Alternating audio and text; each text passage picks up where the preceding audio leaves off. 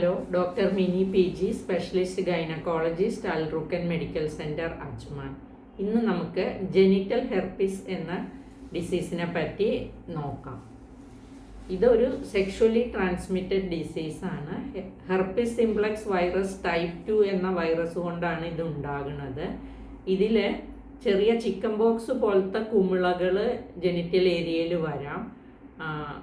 അത് പിന്നെ ചിലപ്പോൾ 2-3 ദിവസം കഴിയുമ്പോഴത്തേക്കും പൊട്ടിയിട്ട് ചെറിയ ചെറിയ അൾസറുകൾ, വ്രണങ്ങൾ പോലെ വരാറുണ്ട്.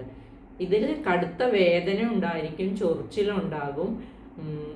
ഒരു 7 മുതൽ 20 ദിവസം വരെയൊക്കെ ഈ വെസിക്കിൾസ് നിൽക്കാറുണ്ട്. അപ്പോൾ ഇതൊരു വൈറൽ ഇൻഫെക്ഷനാണ്, സെക്സ്വലി ട്രാൻസ്മിറ്റഡ് ആണ്. ഈ ലീഷൻ ഉള്ള സമയത്ത് സെക്ഷൽ കോണ്ടാക്ട് ഉണ്ടാകുമ്പോൾ അത് പകരാനും സാധ്യതകളുണ്ട്.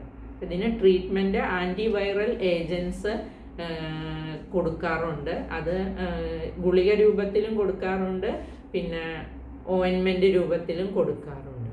പ്രഗ്നൻസി സമയത്ത് ഡെലിവറിയോടടുത്ത് അമ്മയ്ക്ക് ഇതേപോലെ ഇൻഫെക്ഷൻ വരികയാണെങ്കിൽ, ആ വെസിക്കിൾസ് ലീഷൻസോ ജെനിറ്റൽ ഏരിയയിലോ ഉണ്ടെങ്കിൽ, കുട്ടി നോർമൽ ഡെലിവറി ആയി വരുമ്പോൾ കുട്ടിക്കും ഈ വൈറസ് പകർന്ന് കുട്ടിക്കും ഇൻഫെക്ഷൻ ഉണ്ടാകാനുള്ള ചാൻസ് ഉണ്ട്. അപ്പോൾ അത് അവോയ്ഡ് ചെയ്യാൻ വേണ്ടിയിട്ട് സിസേറിയൻ ചെയ്ത് കുട്ടിയെ എടുക്കേണ്ടി വരാറുണ്ട്.